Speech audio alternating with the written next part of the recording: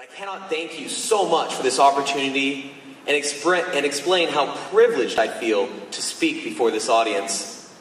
My brothers, and I do say my brothers, as Dad Cockerham mentioned, I am a proud Master Mason of Windsor Lodge, number 181 in California. Now, it has been so wonderful to join in the fellowship here in Boston and share the success stories of everything wonderful that is happening and talk about how our family as a whole can grow together.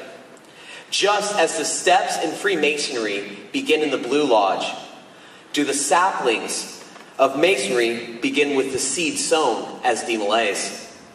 We are building Freemasonry through DeMolay. And I can assure you that we DeMolays grow up and join Masonic lodges and Scottish Rite valleys just as myself and Jamie Jordan. We owe so much to you, the original Masonic body that gave us our initial hope. Dad Frank S. Land was only 28 years old when he was charged with his duties at the Scottish Rite. Only 7 years older than myself when he met Lewis Lauer and knew that there was to be a future in a Masonic fraternity for young men. A fraternity that has grown to over 3 million total members in its lifetime. Members that have included such greats as John Wayne, Walter Cronkite, and Walt Disney, as well as many great Masonic leaders such as Dad McNaughton. Now, when we were founded, it was on the foundation of your principles and lessons. Principles and lessons that were not only common in that time, but demanded. Principles such as honor, justice, and patriotism. In this day and age, it is all too common to see stories in the news about the modern youth and its corruption. But you don't see stories about the great things that DeMolays are doing, and that needs to change. DeMolay is so vitally needed in this time and age for youth, just as Freemasonry is for the leaders of our nation. If only more of our leaders were once again members of the Masonic fraternities, we might not have some of the corruption that occurs. Wouldn't you agree, my brothers?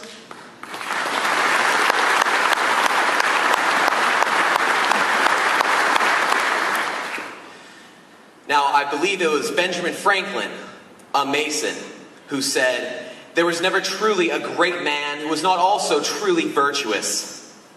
Those virtues that are taught to all members of the Masonic fraternities. And that is why I sincerely urge of each and every one of you to spend time with the young men of DeMolay. We need your guidance and knowledge. We need the great men that Franklin speaks of to look up to. And those men are you. I know right now in my heart that I am surrounded by great men whenever I enter a Masonic lodge or Scottish Rite Valley. And at this exact moment, at this exact time, I am surrounded by those same great men. At this exact moment, at this exact time, I am surrounded by those who will help DeMolay be the catalyst for change in not only our nation, but growth in our fraternities. The time spent will certainly pay back tenfold, as I am evidence. I represent the countless young men that are on the same path as you, to improve our character through our love of our country, love of our parents and elders, and most importantly, love of our God. And when we grow up, therefore, it is only natural to join a Masonic lodge so that we can pay back, which is priceless, your time. And so that we can learn more of the light that will protect us on the circuitous path of manhood. So that we may grow up to be better men, better husbands, better fathers, and most importantly, better leaders of our craft. I think about our mission, our task, if you will. That which Dad Land, a 33rd degree Scottish Rite Mason, had intended for us. I am reminded of the words of Dad Land himself when he was asked to speak before a group. When he got up, he told them of a story. In the days of yore, many would travel a harrowing path to get into Southern California. This path would take them through Arizona. There was a miner along a particularly poorly marked path, and he took it as his duty, his task, to set a light on a lamppost so that those who had or may have lost their way would find it. DMLA is that beacon of light for youth traveling the path to manhood. Our chapters must each place a light on the hill of their community. We must show our good works to all who may be led astray by the temptations of modern society. That is truly our purpose, our task.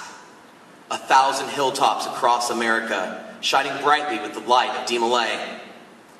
If we are merely a social group with dances and game nights, then we have failed not only Dad Land, but ourselves as well. The 32nd Degree Masonic Learning Centers for Children, where you help in a way that cannot be easily quantified, but is so greatly needed. The remediation that has helped over 7,300 children become so much more confident and more beneficial to society. Now, if I had to mention DMLA's biggest problem, it would be a lack of positive advisors. If we had more Masonic advisors like you to help guide us, we too would become more beneficial to society. DMLAs are the future leaders of America, and most especially our Masonic fraternities. And working together, we will build Freemasonry through DMLA. If there's anything that our chapters can do for you, please let us know. Put our DMLAs to work and keep them out of trouble. Now, I leave you all with a thought. In my years as a leader in DMLA, I've had many opportunities to bring greetings on behalf of young men. Throughout that time, I've always told them and urged them to take charge and embody what they want to see in the world. It was Mahatma Gandhi who said, "Be that change you wish to see in the world." But what do we want that change to be? How do we want that change to affect our communities? Where do we want that change to take us? With your guidance, we DMLAs will take the right path, because, my brothers, DMLAs are that change, and you can help determine how great it will be. Thank you for this time to represent the Order of DMLA, whose impact is equal to the hope that you give us. God bless our fraternities.